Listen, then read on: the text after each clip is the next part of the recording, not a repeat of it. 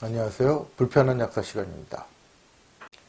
지난 시간에 고대사에 있어서 식민사학적 주장의 대표격이라는 임나일본설에 대한 대안을 소개했을 겁니다. 이게 알고 보면 사기극이라는 얘기였죠. 사실상 일본 온건파 황국사학자의 학설을 베껴온 것이었고 그마저도 앞뒤가 맞지 않는 거라 인정할 필요가 없다는 거였습니다. 그래서 주류 비주류 할 거 없이 이런 걸 들여와 팔아먹고는 식민사학 극복했다고 떠드는 대한민국 고대사학계의 풍조가 파렴치하다는 거고요.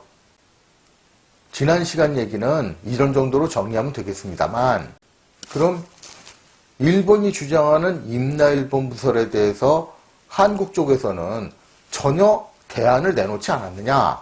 그건 아니라는 겁니다. 그래도 독립한 지 반세기가 넘었는데 북한까지 포함한 한국의 전문가 집단에서 이 문제를 안 건드렸을 리는 없겠죠. 그런데도 일본 온건파 황국사학자들의 학설이 우리 사회에 주로 보급되고 있는 이유를 이해하려면 먼저 무슨 주장들이 나와서 어떻게 비판을 받았는지를 이해해야 할 겁니다. 그리고 이렇게 해놓아야 지금까지 드러난 문제점들을 극복할 대안을 소개할 수도 있을 거고요.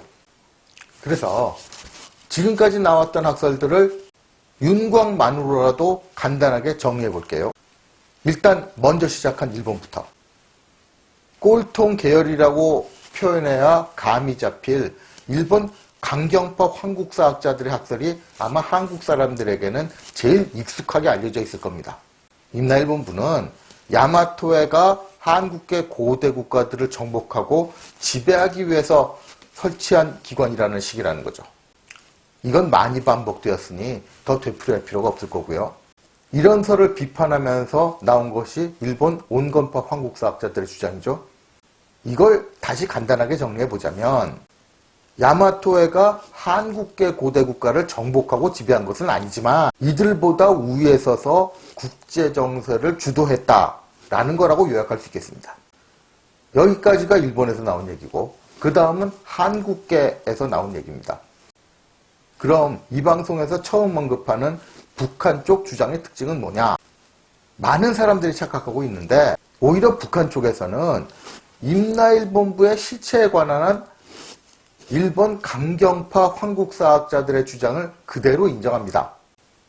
단 차이가 있는 점이 있죠.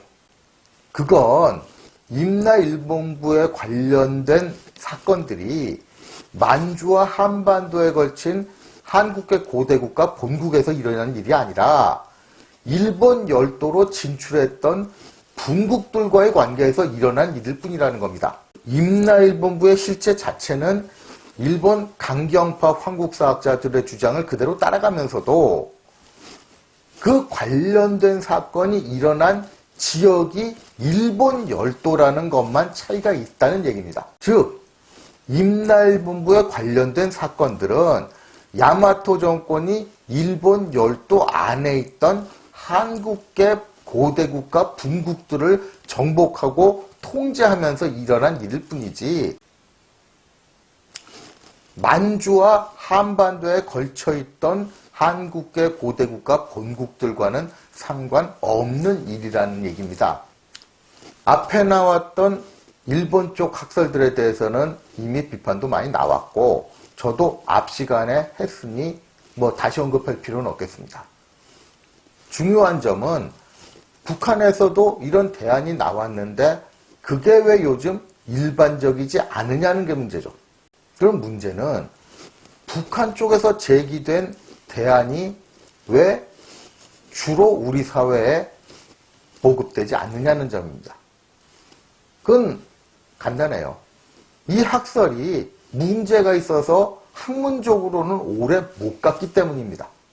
그럼 무슨 문제냐? 사실 이 주장이 성립하려면 앞서 얘기한 대로 임나일본부는 말할 것도 없고 임나와 관련된 모든 문제가 한국계 고대국가와는 상관이 없어야 하거든요. 그게 아니라 임나, 이게 한국계 본국과 관계가 있다. 이렇게 되면 사실 북한 측에서도 일본 강경파 황국사학자들의 주장을 지지했다는 꼴밖에 못 되거든요. 그런데 신라의 강수가 임나가라 출신이라는 점, 광개토왕이 임나가라까지 정벌을 했다는 점, 마지막 결정타가 신라 하대에 살았던 진경대사라는 스님의 조상이 임나 왕족이자 김유신의 후예라는 얘기가 나와버려요. 별 희한한 소리 늘어놓으면서 이 기록에 문제가 있다고 몰아가는 주장도 있지만 시간상 일일이 다 소개는 못해도 내막을 보면 최소한 진경대사 관련 기록을 깰 만한 주장은 없다고 잘라 말할 만합니다. 더구나 일본서기에는 고구려에 대해서 언급하면서 수나라가 쳐들어왔을 때 잡았던 수나라 포로들을 외로 보냈다는 얘기까지 나와요. 무슨 수나라까지 일본의 분국을 돕겠습니까?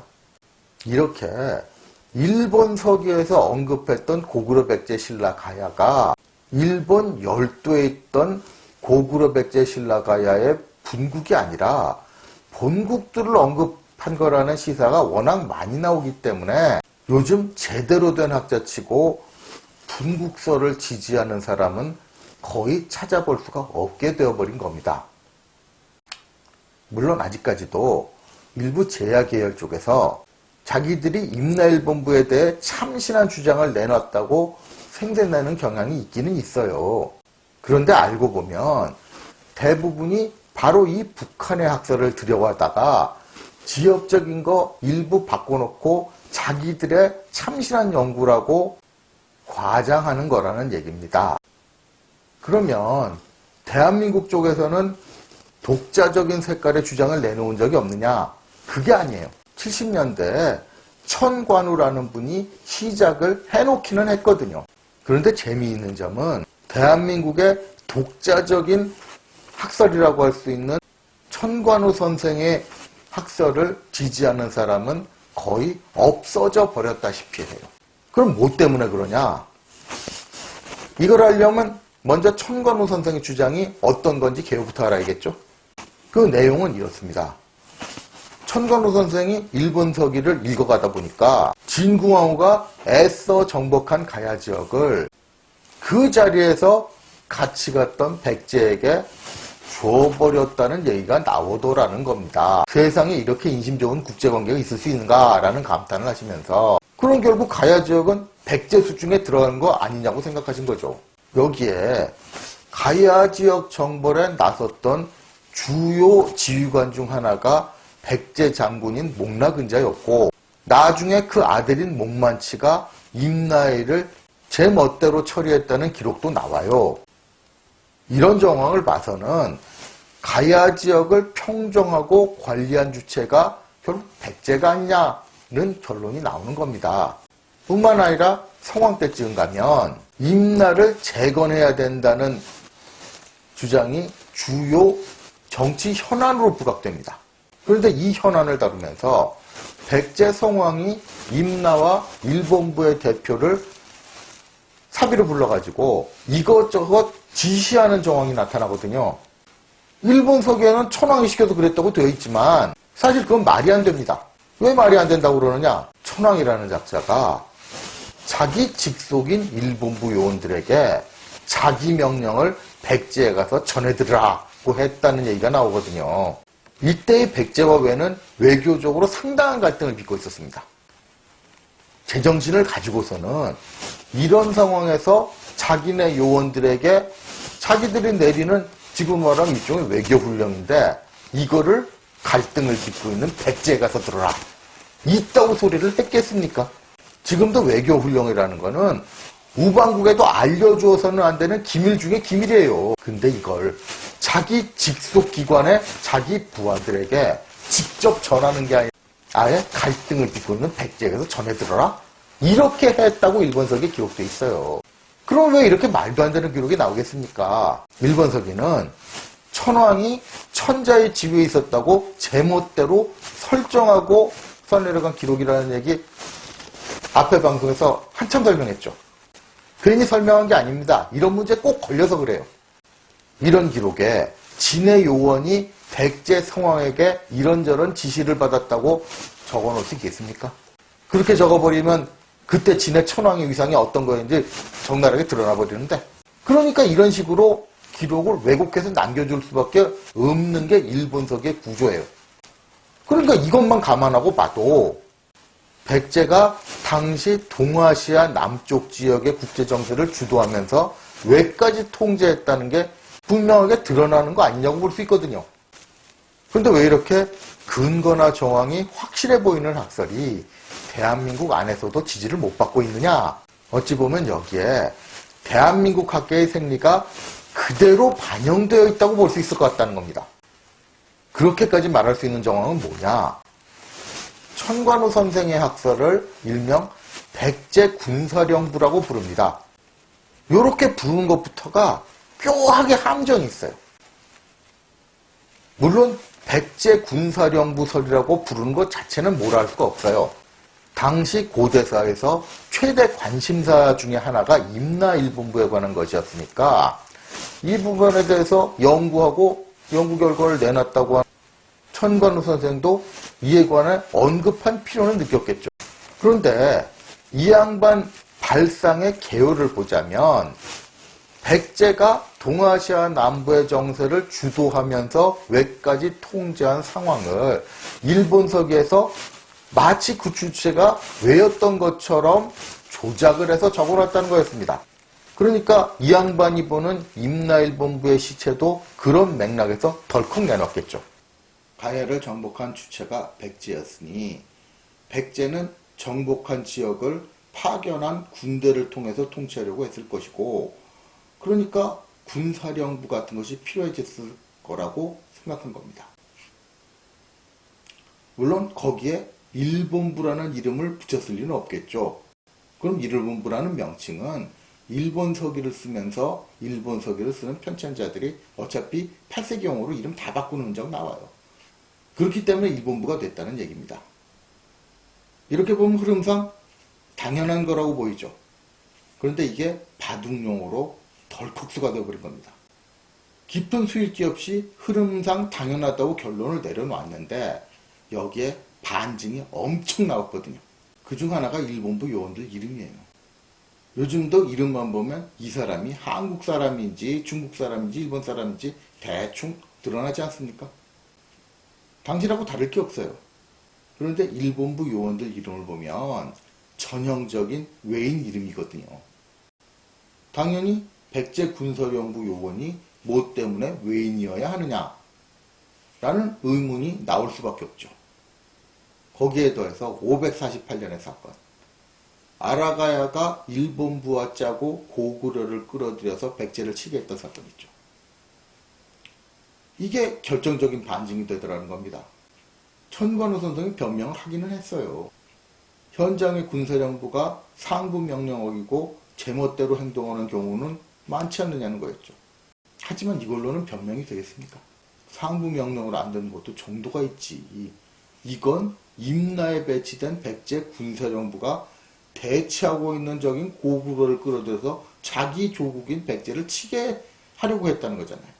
만약 그런 사태가 실제로 벌어졌다고 한다면 이건 명백히 백제에 대한 반역 행위가 됩니다. 이런 일 자체가 있을 수 없는 일은 아니지 않느냐라고 몰아갈 수 있을 것 같지만 백제가 취한 후속 조치를 보면 그게 그런 것도 아니라는 게 나타나 버려요. 백제 조정에서 이 사건 후 일본부 요원들을 어떻게 처리했느냐? 천황한테 대고 얘네들 본국으로 소환하라 이렇게 요구하는 것밖에 없었어요. 임나일본부가 백제 군사령부였으면 당연히 반역 행위를 저지른 자기네 요원 체포해서 중벌로 다스려야 정상입니다. 그런데 이렇게 당연한 조치도 취하지 못하고 외쪽에다가 데려가라? 이건 일본부 요원이 백제 요원 아니라는 얘기밖에 안 되는 겁니다. 이러다 보니 임나일본부 이콜 백제 군사령부다는 말이 안 된다고 결론이 난 거죠. 여기까지만 보면 천관우 선생의 학설도 북한의 분국설처럼 약점이 워낙 많아서 인정받지 못한 거 아니냐고 생각할 수밖에 없을 겁니다. 하지만 여기에 묘한 맹점이 있어요. 사실 진짜 문제는 백제 군사령부 설이라는 용어 자체가 임나일본부가 뭐냐는 단순 사실만 주목해서 보게 하고 본질적인 요소를 외면하게 만드는 효과가 있어요. 그 점을 제대로 간파하고 알리려는 사람이 별로 없다는 게 진짜 문제입니다. 그럼 본질적인 요소를 외면하게 만든다는 게 뭐냐? 임나일본부 자체는 백제 군사령부라고 볼 수 없을 것 같아요. 제가 생각해도 그래요. 하지만 이 학설의 배경이 되었던 본질적인 문제. 가야 세력을 통제하면서 당시 동아시아 남부의 국제 정세를 주도했던 세력이 백제였다는 점에 대한 반론이 있습니까? 적어도 제가 아는 한 설득력 있는 반론이 없어요.